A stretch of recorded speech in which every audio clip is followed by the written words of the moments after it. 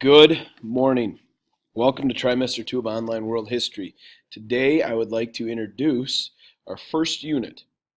Our first unit is going to be on the movement known as the Enlightenment and Revolution. We're going to study a little bit of the American Revolution, the French, and the Haitian Revolution. However, before we get into that, there are two concepts that you need to understand going into the Enlightenment that were going on in Europe. That'll pick it up from where we left off, and those are known as absolutism and feudalism. By the end of today, with your lesson, you should be able to define both terms. However, this question is extremely important to understand. The foundation of the United States, why were we so great? What set us apart from the rest of the world? The answer is democracy. A democracy is not new. In the United States, it was new in that time period. However, we had studied democracy as it developed in ancient Athens. Whether you were in regular world history last trimester or online, we had studied the idea of an Athenian democracy, a direct democracy. We looked at the benefits and also the problems of it. We also looked at the Roman Republic and studied how this was a democracy. And this looked like it had more of a system of checks and balances, of power, of three different branches. However, it wasn't completely equal or fair, and Julius Caesar eventually came in and wiped out the Roman Republic and established an empire. We also moved to last trimester, the Islamic Empire and the Chinese dynasties. We looked at how both of those were definitely not democracies. They had a caliphate in the Middle East, and we saw this emperor status within China. What was going on in Europe at the time was a regression after the fall of Rome, a downward slide known as the Dark Ages. Politically, we do not see democracy again in Europe during this period. And this Dark Age was this movement backwards of technology, of trade, political standing, of many European countries at the time. And the biggest reason why is feudalism. So the first thing that we're going to look at is this concept of feudalism. What was it, and why did this lead Europe backwards? Feudalism is a political, economic, and social system that existed since really the fall of Rome and really into the 1800s in Europe. You may be familiar with it through the term nobles or lords. They're like landowners, landlords. They are the ones in this hierarchy that had a tremendous amount of power. I think this is the best graphic as we look at feudalism.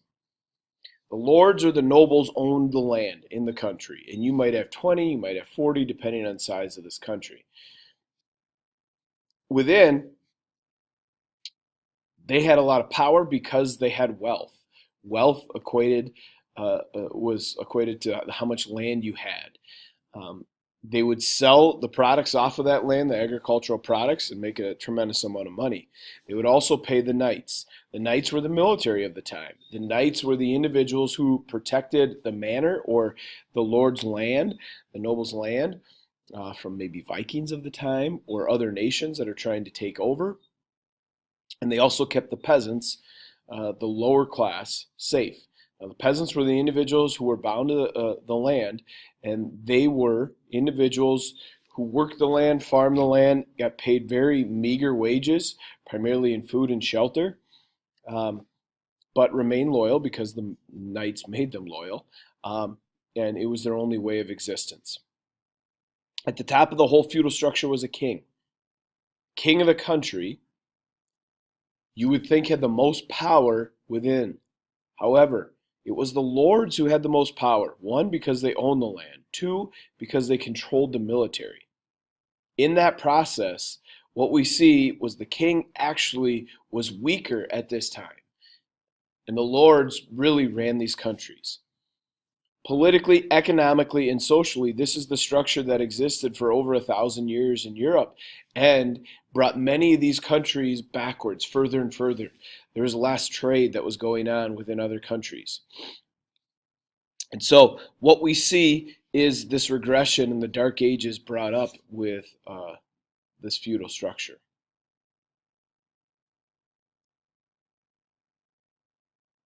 It is safer to be feared than to be loved. There's a quote that we looked at last trimester in the book that was published by Machiavelli.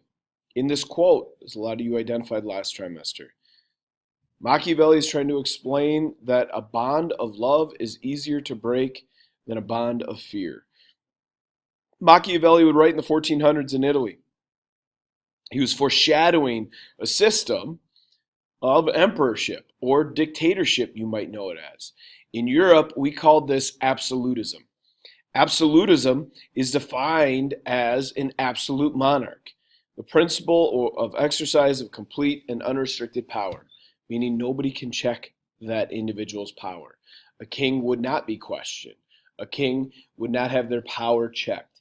This starts to emerge in European countries in the 1500s. So they take Machiavelli's advice 100 years later. It's not always complete fear, but it was the inability to check the king's power that led to this absolute authority. Now, what's the difference between an absolute monarch and a dictator? Not a lot. Dictatorship is not passed down from one generation to the next. Monarchy is hereditary.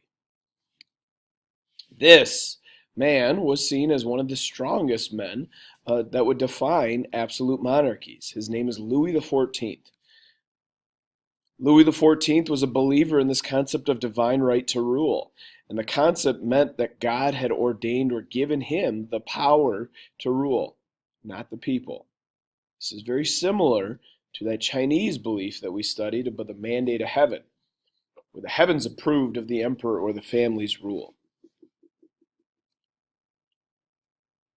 This striking young man is going to symbolize what it meant to have the highest and the greatest leadership. And he did this at this beautiful palace known as Versailles. Louis XIV referred to himself as the sun god or the sun king.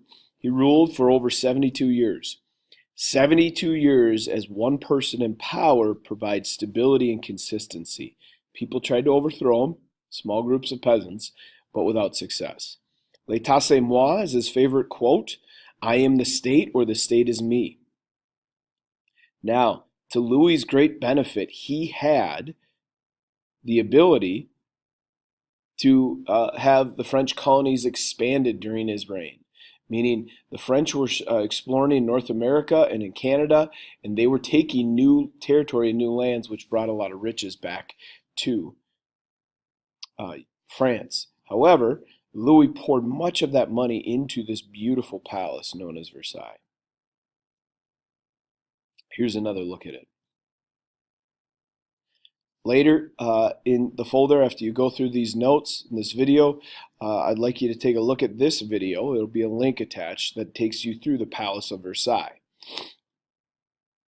and identify how it symbolizes his absolute authority. Here's some of the statistics behind Versailles and how it would grow in size. It was never finished during Louis's lifetime, but Versailles symbolized what it meant to be an absolute monarch. It was considered to be this model monarch for other countries in Europe and the world to follow. Louis is going to increase his power in various ways. He made the nobles, that feudal structure, those lords, he made them live at Versailles. Now they would want to, because the best culture, the best entertainment, the best lifestyle was at Versailles. However, it kept them under close eye of Louis and took power from them. Larger France in Europe and a larger territory in the colonies also allowed France to be stronger. And Louis is going to go after religious minorities after the Reformation expands to diminish their power, but to also centralize his own, along with any other government individuals that were looking to take his power. He also built a strong infrastructure through the colonies, but also, most importantly, in France. He would also create something known as the Academies of Science in the 17th century, and this allowed for further scientific discovery, further discoveries within exploration, but also further power under one king when the scientific revolution was not favored by the Catholic Church. I would like you to go to the reading, the assignment, A Day in the Life of Louis XIV. Pull that reading up. This will give you a better understanding of his daily patterns. It's a primary source, a combination of primary sources. And in this daily pattern, his routine, you would see how he would absolutely control not only his own house, but France with some of his strange rituals. Answer the questions at the bottom and make sure you submit those by tomorrow.